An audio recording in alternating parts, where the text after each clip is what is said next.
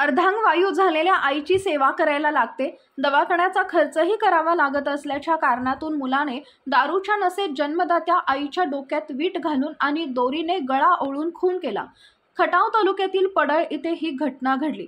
या प्रकरणी पोलिसांनी संशयित मुलाला अटक केली। शांताबाई नारायण वाघमारे असं मृत आईचं नाव आहे, तर अंकुश नारायण वाघमारे असं अटक केलेल्या मुलाचं नाव आहे। शांताबाई गेल्या 3 महिन्यापासून आजारी होत्या।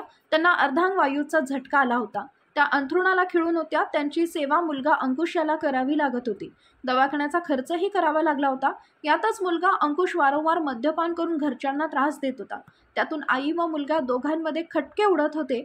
हा वाद इतका टोकाला गेला की अंकुशने रागाच्या भरात आईच्या डोक्यात वीट घातली। त्यामध्ये त्या जखमी झाल्या। आई जखमी झाल्यानंतरही अंकुशचा राग संपला नाही। त्याने दोरीच्या साहाय्याने गळा ओळून खून केला। पोलीस पाटील सकट यांनी पोलिसांना माहिती दिली। पोलिसांनी घटनास्थळी धाव घेत संशयित अंकुशला ताब्यात घेतले।